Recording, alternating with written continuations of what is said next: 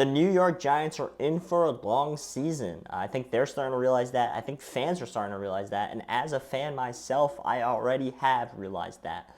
Now, it wasn't pretty, that week one game. And especially because there was a pick'em game. They were at home. They were versing a team that I think a lot of people are down on in the Minnesota Vikings. But I think there is some space to be okay because maybe the Minnesota Vikings are just better than a lot of people think. Maybe they are this year's Buccaneers, right? And they go out, they make the playoffs, maybe win a playoff game. Sam Darnold has a Baker Mayfield type of resurgence season. So I want to see one more game. I mean, the line's trickling down in the Commanders game. It was 1.5, it was 3, now it went to 2.5. Now it's only 1.5 as a road dog of the Giants. I want to push back on the Daniel Jones hate. Okay, I'm not going to sit here and tell you he played amazing. But he played okay. He was 16th in passing yards on the whole week. I definitely saw worse quarterback play out of guys. I think Kirk Cousins was worse. I think Caleb Williams was worse. I think Will Levis was worse. There was definitely worse quarterback play this week, and I get it. You could say he's overpaid, which he probably is, right? But I think there's a lot of still glaring holes on this New York Giants team.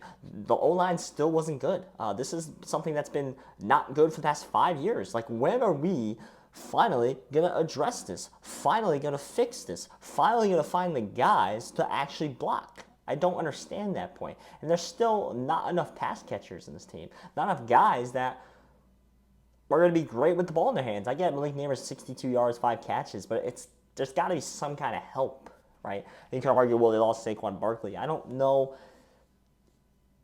if that would help. I don't think it would help. Like, Saquon Barkley, I believe when you get a top-end running back like that, it only helps you if you already have everything else in place, right? Like the Eagles do, like the 49ers did. Then it helps you, right? If you just have a running back and nothing else, it doesn't help you. Look at the Panthers when they had CMC. Look at the Giants when they had Saquon Barkley. But I want to push back on the Daniel Jones hate a little bit because I don't think what we're doing to him is fair, especially we're week one in the season. This guy's got to play 16 more games to prove that he still should have a job here, right? Let the man play. He's coming off an ACL tear. That's not easy to do, especially in the National Football League. There's a lot of guys that struggled year one after an ACL tear. It took them a second year to be 100% full, 100% healthy, 100% the best they could be, right? Let's give him a couple more games. I think there's a lot of holes on this team. I wasn't in love with the defense. The offensive line still looked terrible. And I think that's the real tragedy in this organization is not Daniel Jones' play. I get it. He's not the best quarterback in the world. But there's other needs that already should be fixed, and they're not. It's not all blaming on Daniel Jones. I get it. You want to jump on him. It's been 4 years, 5 years, 6 years. Hasn't done much. I understand. But I think we should get more on the coaching staff, more on the GM, and what they're doing with this lineup, with this team, with this roster.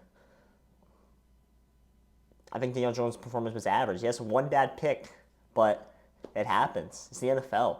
The guys are going to make plays, man. Cole made a play on the outside.